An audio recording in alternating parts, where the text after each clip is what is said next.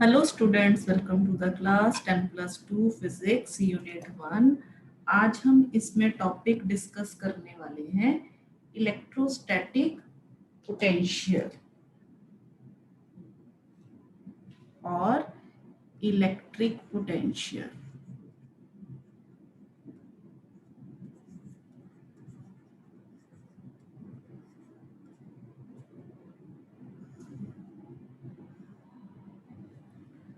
मान लीजिए हमारे पास कोई टू ऑब्जेक्ट्स हैं, एक ऑब्जेक्ट ए और एक ऑब्जेक्ट बी।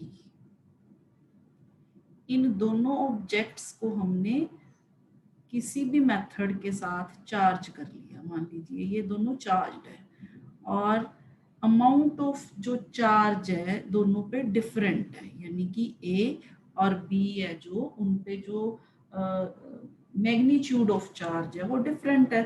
तो अब हम इन दोनों ऑब्जेक्ट्स को एक साथ कांटेक्ट में रख देते हैं। ठीक है, अब हमें देखना है कि चार्ज किस डायरेक्शन से किस डायरेक्शन को फ्लो करेगा, यानी कि कौन से ऑब्जेक्ट से कौन से ऑब्जेक्ट में फ्लो करेगा। जिस तरह से मान लीजिए हमारे पास एक ये वाटर टैंक टाइप है जिसमें टू पाइप्स बनी हुई है। यहाँ से हमने कोई वाल्व लगा के इसको यहाँ पे वाल्व लगाया हुआ है। मान लीजिए वाटर का लेवल इस साइड पे मान लीजिए इतना है और इस साइड पे मान लीजिए इतना है। तो जब हम ये वाल्व ओपन करेंगे तो नेचुरली हमें पता है कि वाटर जो है वो फ्लो करेगा from higher side to lower side, यानी कि अमाउंट ऑफ वाटर कितनी है दोनों ट्यूब्स में, इस पे फ्लो डिपेंड नहीं करता। फ्लो किस पे डिपेंड कर रहा है कि हाइट किसकी ज्यादा है, मतलब लेवल किसका ज्यादा है। ठीक है, यहाँ पे लेवल वाटर का यहाँ पे था, पहले यहाँ पे था। जब हम इसको ओपन कर देंगे तो दोनों तरफ लेवल जो है वो सेम हो जाएगा। जब दोनों तरफ लेवल सेम हो जाएगा तो फ्लो जो है वो बंद हो जाएगा वाटर का। इसी तरह से मान लीजिए हमने कोई दो ऑब्जेक्ट्स, मान लीजिए दो ऑब्जेक्ट्स इस तरह से हमने ए और बी कांटेक्ट पे रखे। इसका टेम्परेचर मान लीजिए ज्यादा है, इसका टेम्परेचर मान लीजिए कम है। तो अगर हम इन दोनों को इन कांटेक्ट रखेंगे तो हीट जो है वो फ्लो करेगी from higher side of temperature, यानी कि जिस बॉडी का टेम्परेचर ज्यादा होगा उस साइड से दूसरी तरफ जिस तरफ बॉडी का टेम्परेचर जो है वो कम होगा। मान लीजिए ये जो है 100 डिग्री सेल्सियस पे है और ये जो है 40 डिग्री सेल्सियस पे है, तो हीट का फ्लो 100 से 40 की तरफ होगा। ठीक है, तो यहाँ से हमें ये पता चल रहा है कि जो फ्लो है किसी भी, यहाँ अगर हम चार्ज का फ्लो देखें, अगर हम वाटर का फ्लो देखें, अगर हम हीट का फ्लो देखें, तो यहाँ पे ये डिग्री ऑफ हॉटनेस पे नहीं डिपेंड कर रहा, यानी कि हीट पे नहीं डिपेंड कर रहा। ये डिपेंड कर रहा है कि किस तरफ टेम्परेचर ज्यादा है। ठीक है, यानी कि ये जितना भी जो अगर हम direction of flow of water देखें इसमें, तो ये अमाउंट ऑफ वाटर पे नहीं डिपेंड करता। Similarly in heat the factor that determines flow of heat from one body to the other is temperature and not the amount of heat contained in the body. ठीक है, कितनी amount of heat है। इसी तरह से in electricity there is a quantity which determines the direction of flow of charge, which determines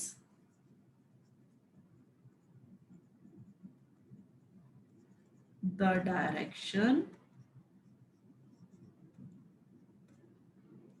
of flow of charge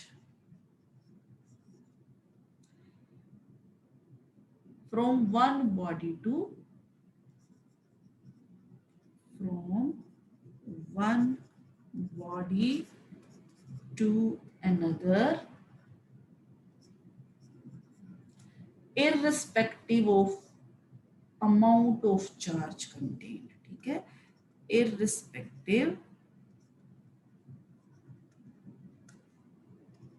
of the amount of charge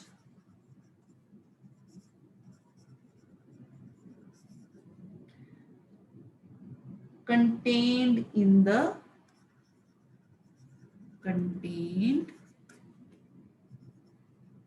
the two bodies.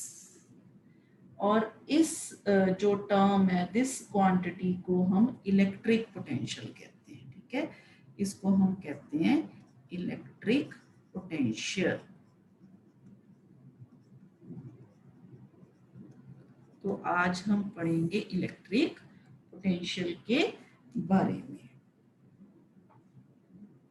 तो electric potential जो है वो हमें बताएगा कि चार्ज जो है higher side to lower side जो है हायर पोटेंशियल से लोअर पोटेंशियल की तरफ जो है वो डिपेंड कर रहा है. ठीक है, और जैसे जैसे जो बॉडीज है वो सेम चार्ज एक्वायर कर लेंगी तो जो चार्ज है वो फ्लो करना क्या करता है, बंद कर देता है. मान लीजिए ये ए और बी दोनों बॉडीज पे चार्ज सेम है. अगर हम इन दोनों बॉडीज को इन कांटेक्ट रख देते हैं then there is no flow of charge.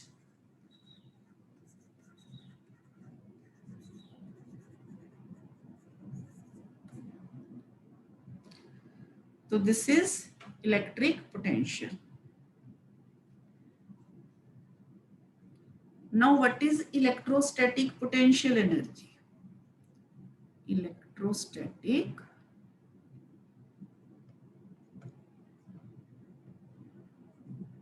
Potential energy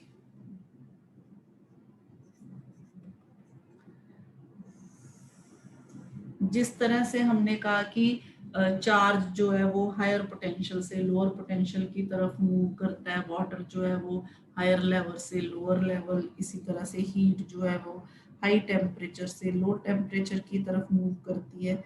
तो हमने +1 में हमने पोटेंशियल एनर्जी के बारे में पढ़ा हुआ है ड्यू टू मासेस, जिसमें हमने पढ़ा था कि जो पोटेंशियल एनर्जी होती है ड्यू टू मासेस वो mgh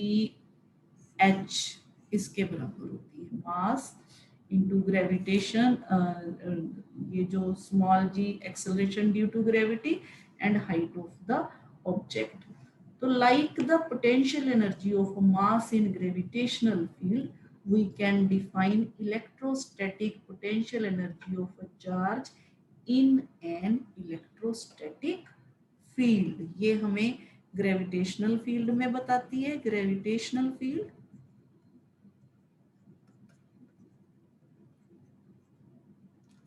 तो यहाँ पे हम इन इलेक्ट्रोस्टैटिक फील्ड की बात करेंगे. इन इलेक्ट्रोस्टैटिक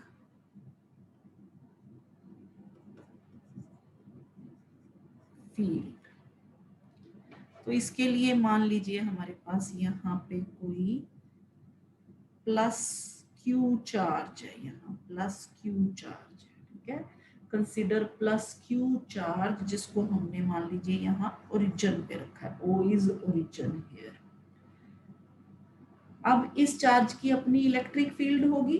ठीक है, इस चार्ज की अपनी इलेक्ट्रिक फील्ड होगी. मान लीजिए इस चार्ज की इलेक्ट्रिक फील्ड है जो इस तरफ, ये इस चार्ज की इलेक्ट्रिक फील्ड है. यहाँ पे फोर्स लगेगी इस चार्ज को इस तरफ. ठीक है, तो charge is placed at the origin and E is electric field due to this charge. तो मान लीजिए टेस्ट चार्ज जो है एक Q नोड, हमने डिस्कस किया था कि टेस्ट चार्ज हम लेके आते हैं कोई भी इलेक्ट्रिक फील्ड जैसे फाइंड आउट करने के लिए किसी पॉइंट पे. यहाँ पे भी हम क्या करेंगे, एक टेस्ट चार्ज लेके आएंगे. यहाँ पे this is test charge Q node.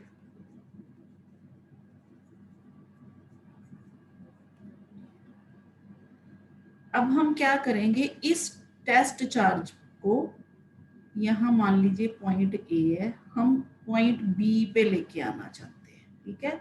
तो अब क्या होगा, ये जो चार्ज है, ये वाला जो चार्ज है, ये इसकी अपनी इलेक्ट्रिक फील्ड है, तो ये चार्ज टेस्ट चार्ज को क्या करेगा, रिपेल करेगा, ठीक है। Due to charge on plus q, जो चार्ज हम इसके पास लेके आना चाह रहे हैं ए टू बी, तो ये against repulsive force due to charge plus Q होगा। For this external force is applied to charge Q naught, हमें यहाँ पे एक्सटर्नल फोर्स अप्लाई करनी पड़ेगी इसको इस तरफ मूव करने के लिए, ए टू बी। अगर हम इसको ए टू बी लेके आना चाहते हैं तो हमें एक्सटर्नल फोर्स अप्लाई करनी पड़ेगी। ये जो एक्सटर्नल फोर्स है, we assume that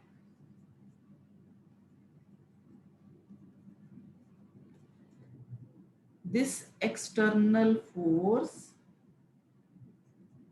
is equal and opposite to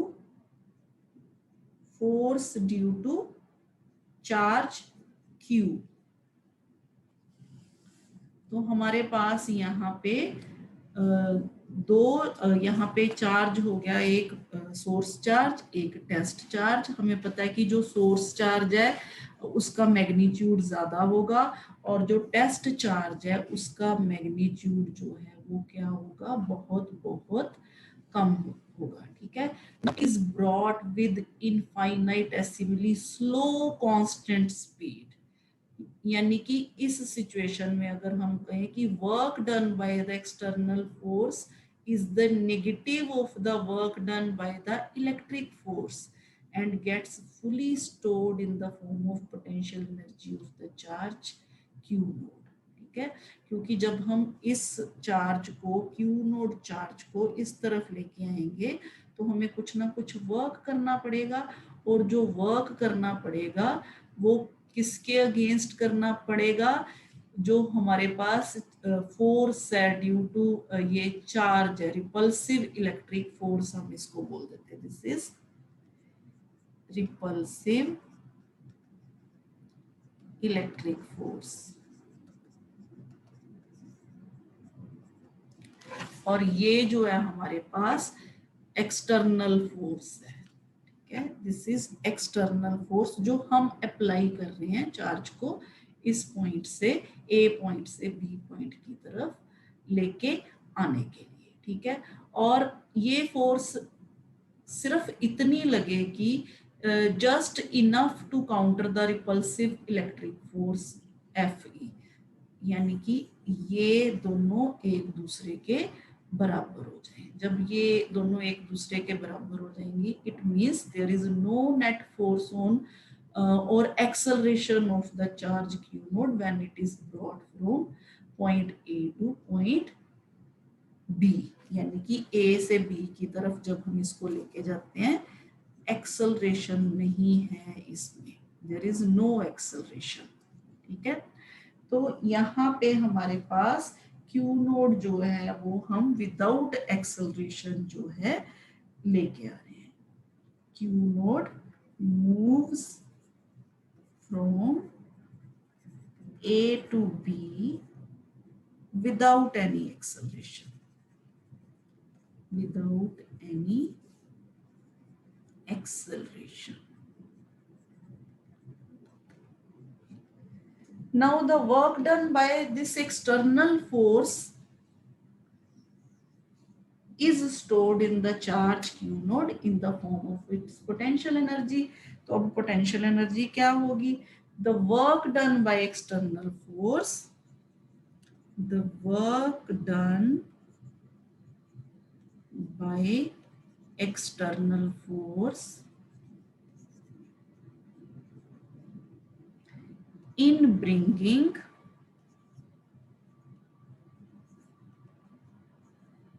the test charge Q node from A to B, A to B is work done A to B is F external force into distance, मान लीजिए small distance D R जो displace करेगा charge, फिर हम इस सारी force जो force है ये वर्क को हम क्या करेंगे ए टू बी हम क्या करेंगे इंटेग्रल करेंगे। इसको भी हम और डिटेल से पढ़ेंगे।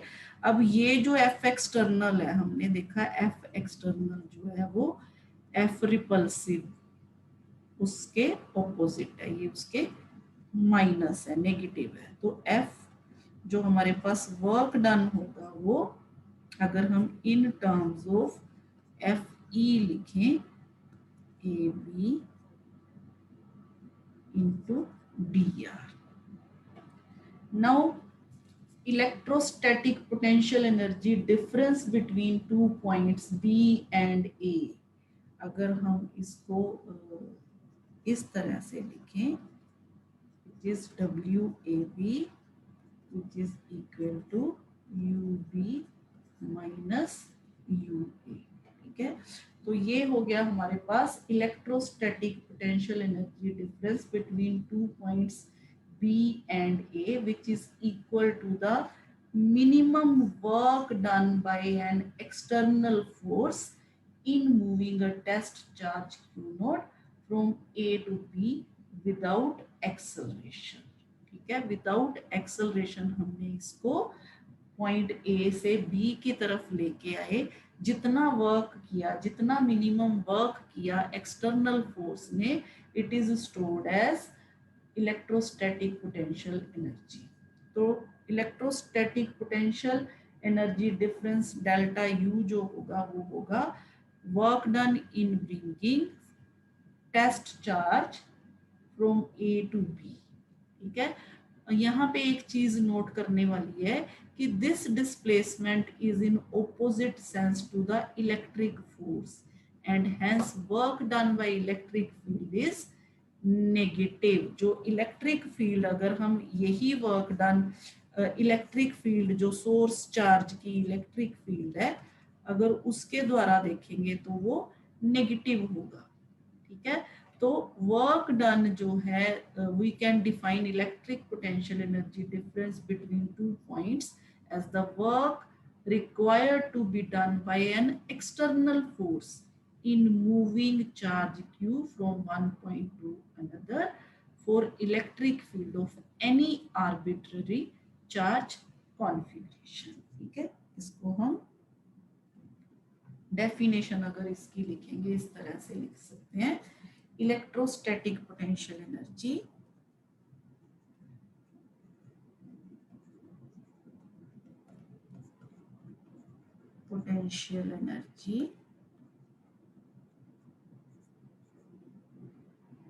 difference between two points B and A is equal to the minimum work done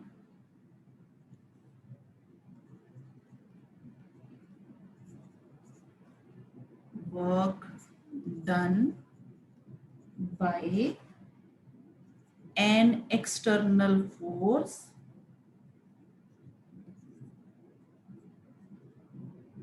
in moving a test charge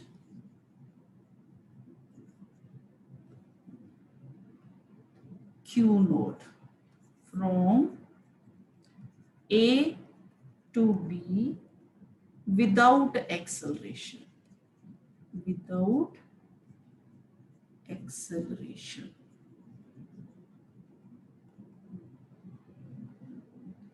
अच्छा, अब इस पॉइंट इसी इक्वेशन में जो हमने लिखी है अभी WAB is equal to potential energy at B minus potential energy at A. अगर हम पॉइंट ए को एट इन्फिनिटी लेते हैं, if point A is at infinity, we choose that electrostatic potential energy is zero at infinity. तो electrostatic potential energy क्या होगी वहां पे? Zero. Now if point A is at infinity,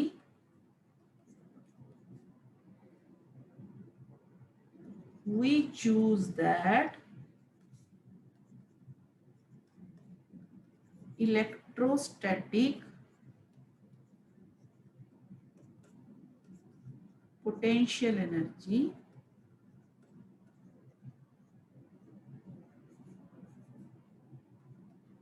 is zero at infinity.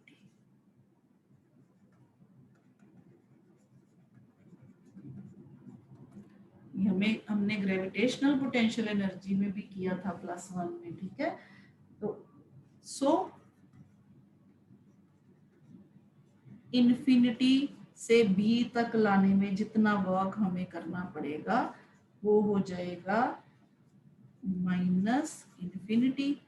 तो W infinity to B is equal to U B minus, यहाँ पे potential energy 0, तो it will become equal to infinity to b is equal to potential energy at b.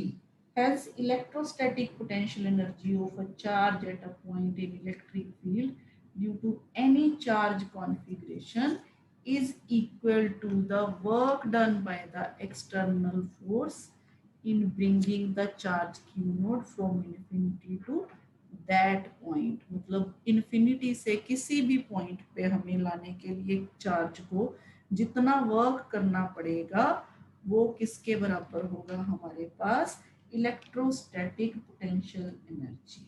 तो इसको भी हम लिख देते हैं, hence the electrostatic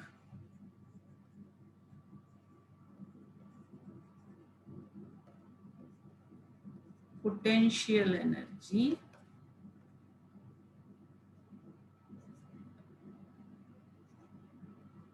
of a charge at a point in electric field due to any charge configuration. Any charge configuration is equal to the work done. जो work done, यहाँ पे देखिए हमने इलेक्ट्रोस्टैटिक पोटेंशियल एनर्जी डिफरेंस नहीं, यहाँ पे हमने electrostatic potential energy लिखा है, ठीक है। Work done by the external force in bringing the charge q node यानी कि test charge from infinity to that point. Again, without any acceleration. Without any acceleration.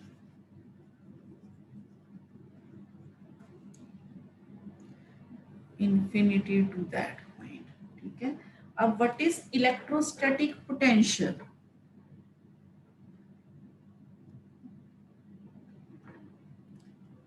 Electrostatic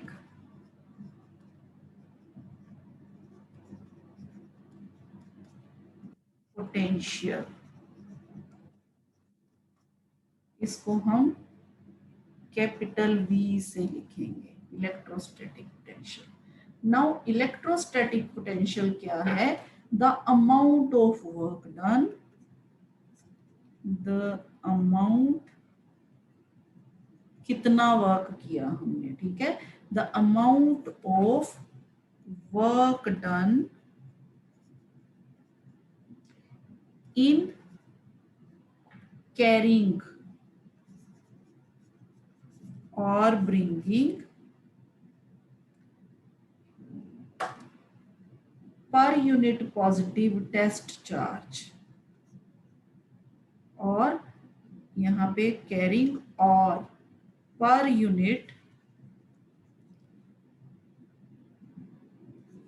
positive test charge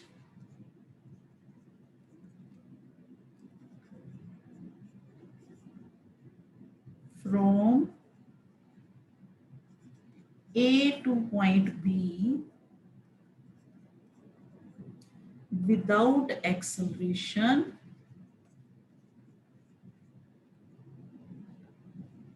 against the electrostatic force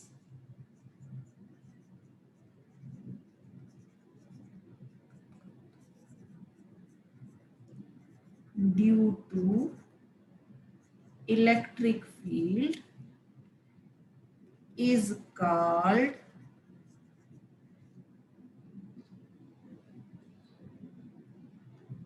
potential difference, potential difference। यहाँ पे देखिए हमने difference की बात की है, यानी कि WAB पर यूनिट टेस्ट चार्ज, ठीक है, हमने कहा per unit positive test charge, work done per unit test charge, this is work done per unit test charge, इसको हम लिखेंगे VB minus VA, potential at B minus potential at A। तो potential difference is a scalar quantity, scalar quantity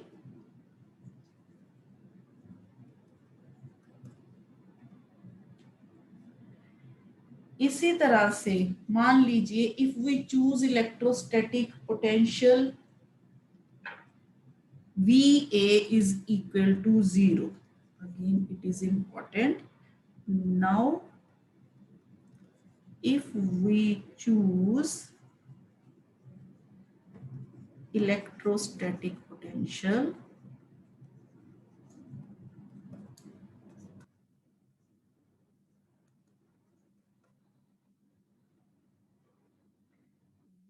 A is equal to 0, यानी कि point A पे जो potential है वो 0 है, by taking point A at infinity, मान लीजिए पॉइंट A जो है वो एट इन्फिनिटी है, by taking point A at infinity. तो इक्वेशन 1 जो हमने लिखी थी अभी, इक्वेशन 1 बिकम्स, देखिए इक्वेशन 1 VB माइनस VA, यहाँ पे हम VA की जगह पे 0 लेंगे, तो work done infinity to B per unit test charge is equal to VB minus 0, क्योंकि हमने VA 0 ले लिया, तो दैट इज यहाँ से हमारे पास VB जो है W infinity B per unit test charge, this is equation number 2 मान लीजिए। नाउ जैसे हमने इलेक्ट्रोस्टैटिक पोटेंशियल एनर्जी डिफरेंस और इलेक्ट्रोस्टैटिक पोटेंशियल एनर्जी किया, इसी तरह से अब हम इसको डिफाइन करेंगे इलेक्ट्रोस्टैटिक पोटेंशियल से। सो electrostatic potential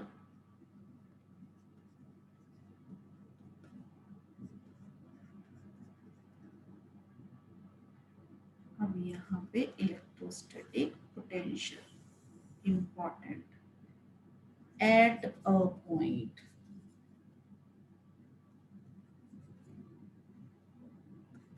in an electric field is the amount of work done. Amount of work done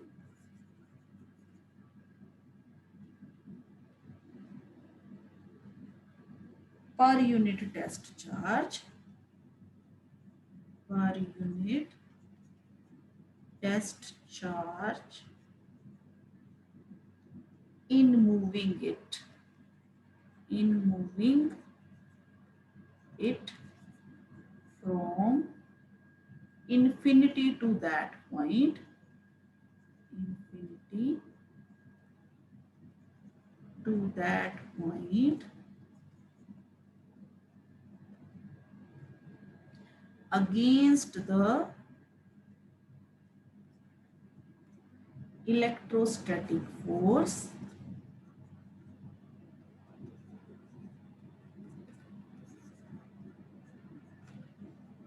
due to electric field, due to electric field. तो electrostatic potential also scalar quantity, scalar quantity है ये।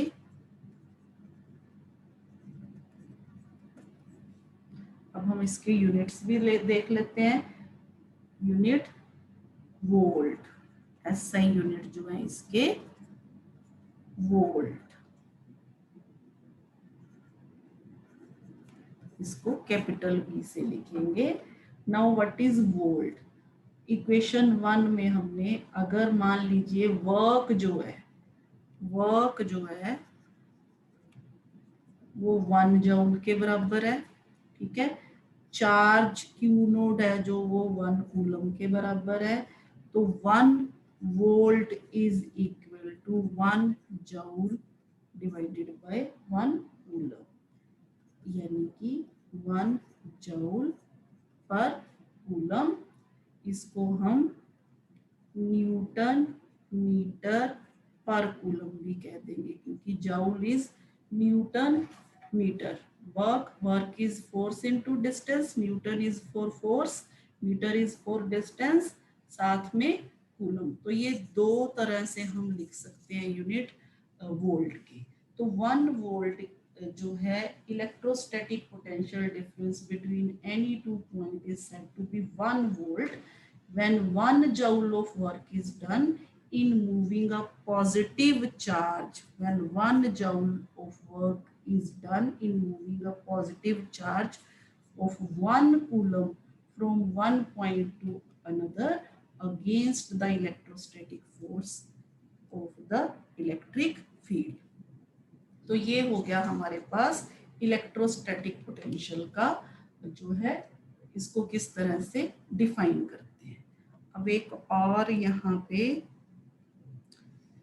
Potential due to point charge अगर हमने देखना हो, very very important, potential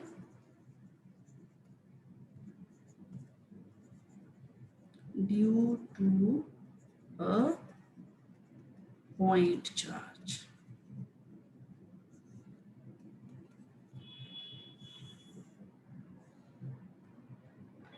इसके लिए हम क्या करेंगे, पॉइंट चार्ज कंसीडर करेंगे।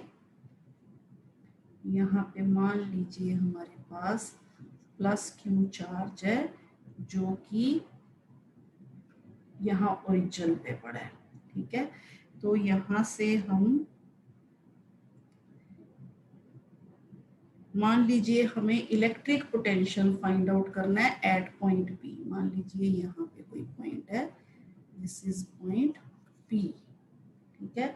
तो यहाँ पे इलेक्ट्रोस्टैटिक पोटेंशियल है जो वो हमें फाइंड आउट करना है, और ये जो हमारे पास डिस्टेंस है, ये जो डिस्टेंस है हमारे पास ओ और पी के बीच, O P it is equal to R, यानी कि ये जो डिस्टेंस है it is are.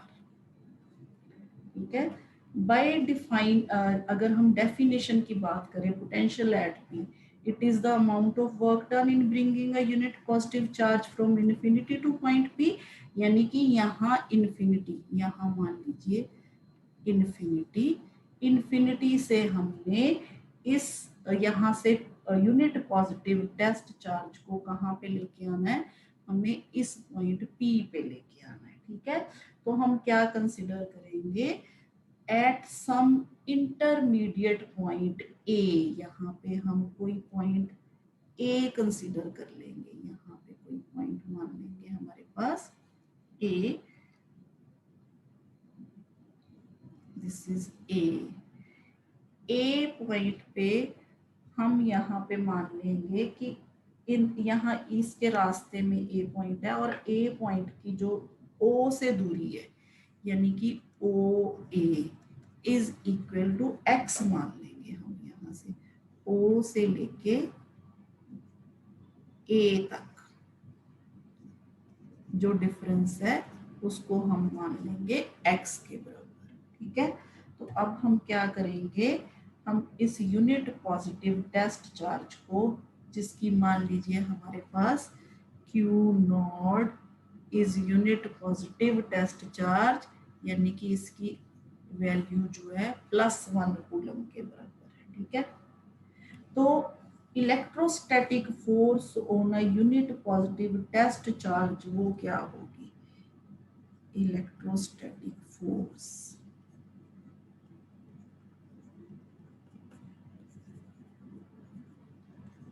On unit positive test charge, F is equal to Coulomb's law apply करेंगे हम 1/4 pi epsilon not Q1 Q2, यहाँ पे Q1 जो है वो Q है और Q2 जो है वो यहाँ पे Q नोड है विच इज 1, तो Q1 divided by distance in दोनों में कितना है, यहाँ पे हमने इस पॉइंट पे हमने रखा है +1 कूलम चार्ज। ठीक है, यहाँ पे हमने Q नोड रखा है विच इज +1 कूलम, तो डिस्टेंस इज x स्क्वायर, तो ये होगी force along O to A, along O से A की तरफ।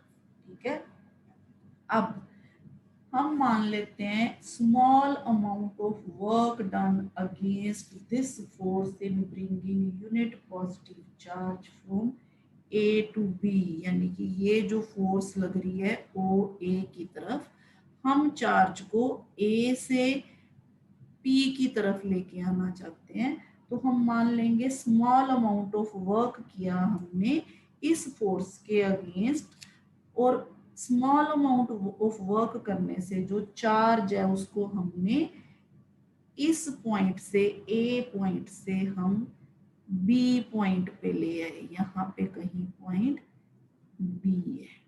ठीक है, इस पॉइंट पे ले आए बी पॉइंट पे, और जो ए और बी के बीच में दूरी है, ए और बी के बीच में दूरी है, दिस इज मान लीजिए ये डी एक्स है, this is d x, small distance d x, A to B. लेके कहाँ आना है हमने चार्ज को, यहाँ पे लेके आना है, और जो इलेक्ट्रिक फील्ड की डायरेक्शन है वो किस तरफ है, इस तरफ है। ठीक है, तो यहाँ पे हमने स्मॉल अमाउंट ऑफ वर्क किया, जो स्मॉल अमाउंट ऑफ वर्क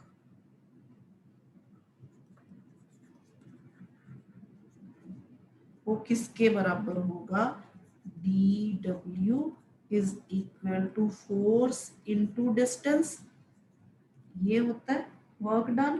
ठीक है, अब हमें पता है कि जो फोर्स है, अब हमारे पास एक्सटर्नल फोर्स है, जो जिस फोर्स से हम चार्ज को ए से बी की तरफ लेके आ रहे हैं, वो इस चार्ज के कारण जो इलेक्ट्रोस्टैटिक फोर्स है उसके ऑपोजिट है, ये अभी हमने किया था, is equal to minus of F, ये दोनों फोर्सेस जो हैं एक दूसरे के ऑपोजिट है। तो अगर हम यहाँ पे ये पॉइंट कंसिडर करें तो ये इक्वेशन जो है हमारे पास बन जाएगी dw is equal to -1/4 pi epsilon naught q by x square, f की वैल्यू हमने पुट कर दी into dx. It is equation number 1. As dx is opposite to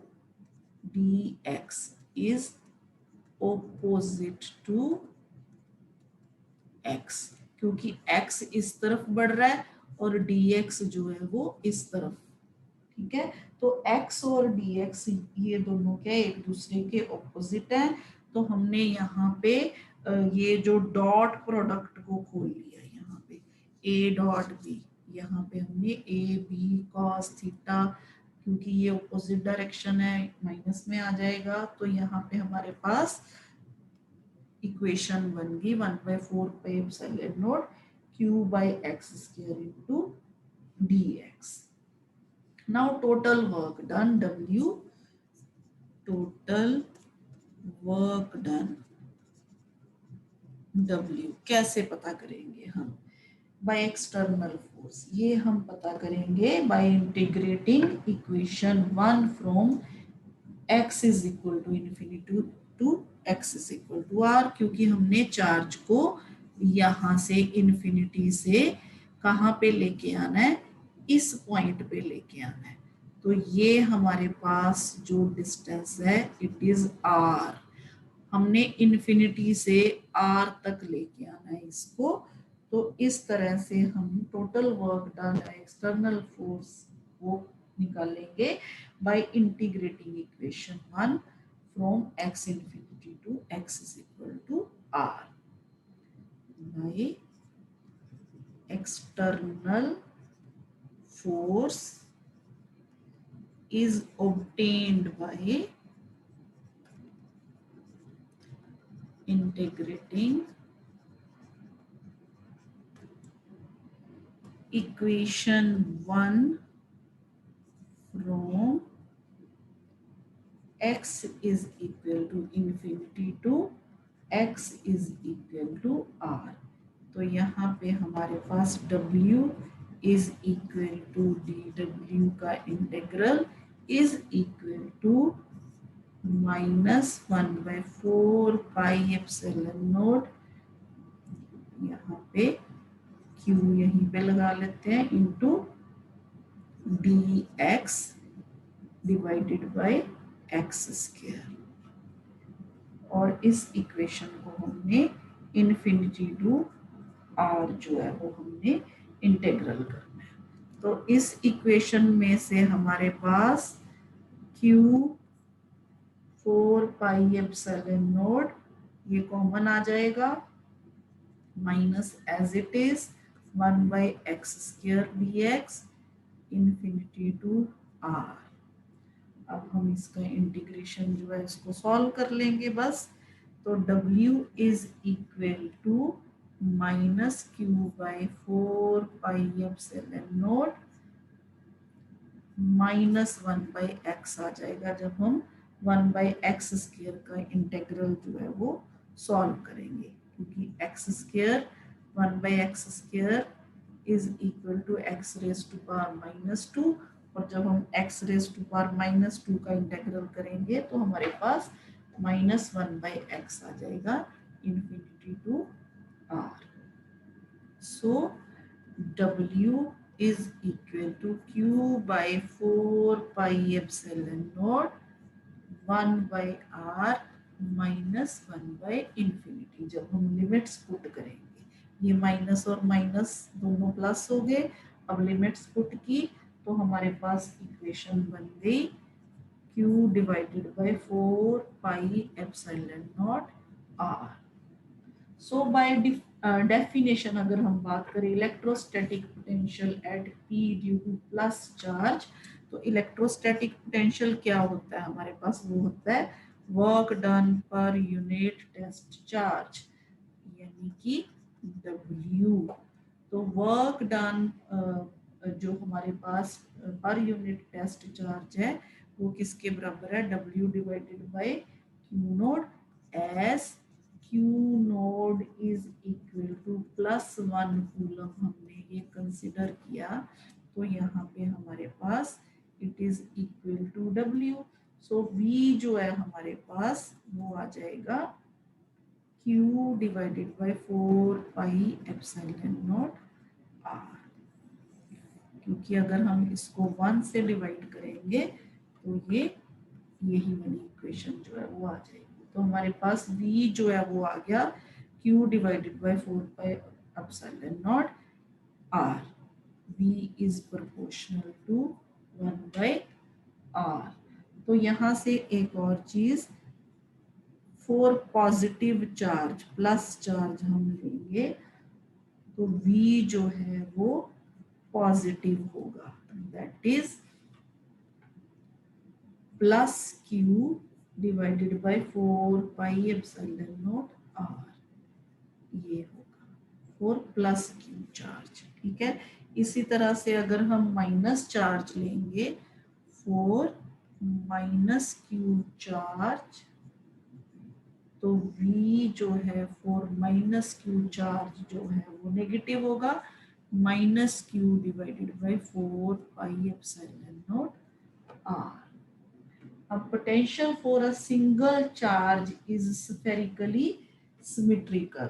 ठीक है, जो पोटेंशियल होता है वो सिंगल चार्ज वो क्या होता है, स्फेरिकली सिमेट्रिकल होता है, यानी कि पॉइंट चार्ज से सर्टेन डिस्टेंस पे जो पोटेंशियल होगा किसी खास दूरी पे, अगर हम स्फेरिकल सरफेस कोई ड्रॉ करें तो वहां पे जो पोटेंशियल है वो क्या होगा, हमेशा सेम होगा। ठीक है, तो अगर हम ग्राफ ड्रॉ करें इलेक्ट्रोस्टैटिक पोटेंशियल जो कि 1/R के प्रोपोर्शनल है एंड द इलेक्ट्रोस्टैटिक फील्ड दोनों में, तो हमारे पास ग्राफ जो है वो इस तरह से आएगा।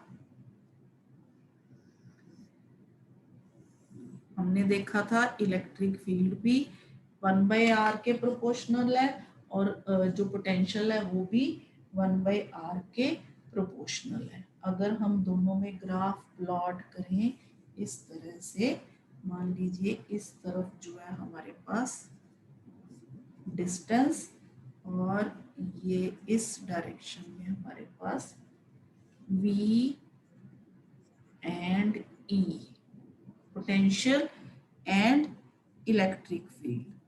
तो हम बारी बारी से ग्राफ ड्रॉ कर लेते हैं। सबसे पहले हम करेंगे, मान लीजिए graph for E, this is graph for E, इस तरह से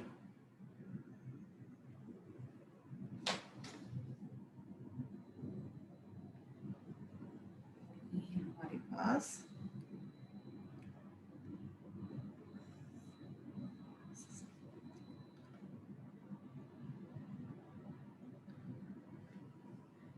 this is graph for E। ठीक है, अब हम ग्राफ ड्रॉ करेंगे V के लिए।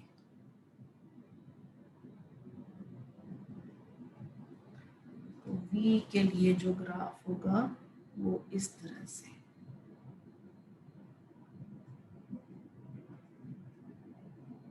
यहाँ पे जाके इस तरह से। तो this is graph for V, blue line से जो हमने किया इसको हम, this is graph for V and green line से ग्राफ फॉर E। तो V is proportional to 1/R, also E is proportional to 1/R। यहाँ पे हमारे पास